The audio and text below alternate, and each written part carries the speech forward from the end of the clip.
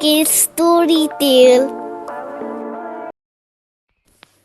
ایک دفعہ کا ذکر ہے، میں پرندے کی طرح اڑنا سیکھ رہا تھا۔ میرے والدین مجھے اڑنے کی تربیت دے رہے تھے۔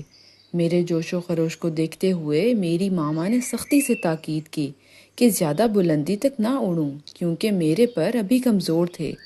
لیکن اس دن مجھ سے رہا نہیں گیا۔ چمکیلی دھوپ میں بلندی پر اڑتے ہوئے پرندے نیلے آسمان کی رونق کو بڑھا رہے تھے۔ میرا دل بھی چاہا کہ میں آسمان پر قلب بازیاں لگاؤں اور دوسرے پرندوں سے مقابلہ کروں۔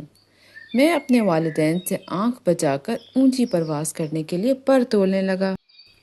مجھے اونچا اڑنا تھا، لیکن میں نے جب اڑان بھری تو تھوڑی دیر بعد میرے پر توازن برقرار نہیں رکھ سکے اور میں ہوا میں اڑنے کی بجائے زمین پر گرنے لگا۔ میرا سر چکرانے لگا اور آنکھوں کے سامنے اندھیرا آ گیا۔ چند ہی لمحوں میں زمین پر گر چکا تھا۔ ابھی میں نے مشکل سے آنکھیں کھولی ہی تھیں، اچانک ایک بلی نے مجھے منہ میں دبا لیا اور تیزی سے بھاگنے لگی۔ مجھے اپنی موت یقینی لگ رہی تھی۔ میں نے دل ہی دل میں اللہ سے دعا کی اور اپنے والدین کے بارے میں سوچا۔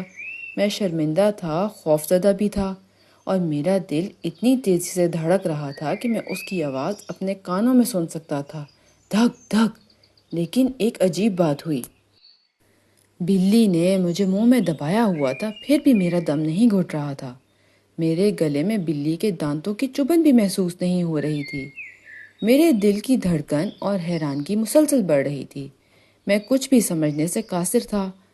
5 منٹ بعد ہم ایک گھر کی دہلیز پر تھے۔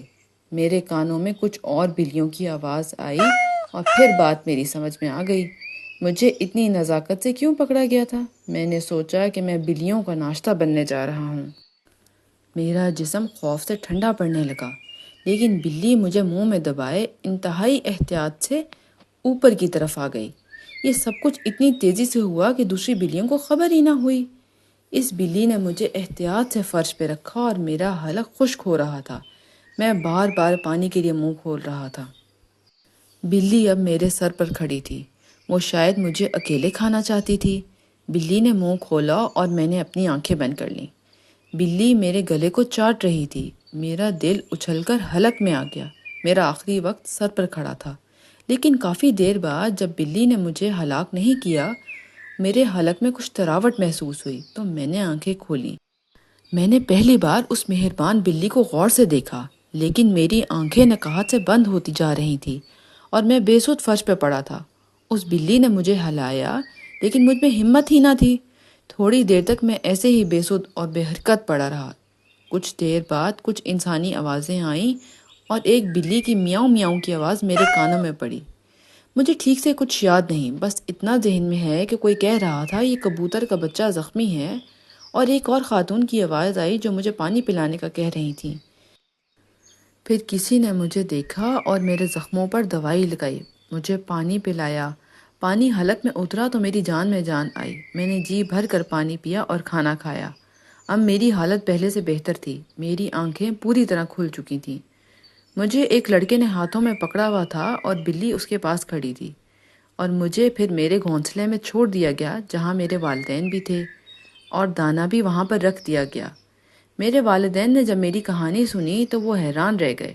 انہوں نے اللہ کا شکر ادا کیا کہ میں خیریت سے واپس آ گیا ہوں۔ پیاری بلی، میں تمہارا ہمیشہ شکر گزار رہوں گا کہ تم نے میری جان بچائی اور قربانی دی تم نے کہ تم نے مجھے نہیں کھایا۔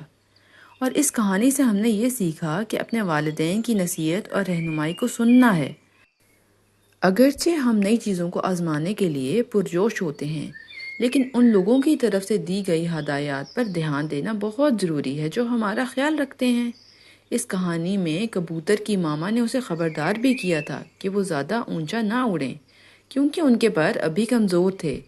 تاہم کبوتر نے ایک نہیں سنی اور اس کے نتیجے میں وہ ایک خطرناک صورتحال کا سامنا کرنا پڑا۔ اپنے والدین کی بات سننے اور ان کے مشوروں پر عمل کرنے سے ہم غیر ضروری خطرات سے بچ سکتے ہیں اور محفوظ رہ سکتے ہیں۔ امید ہے آپ کو یہ سٹوری بہت پسند آئی ہوگی۔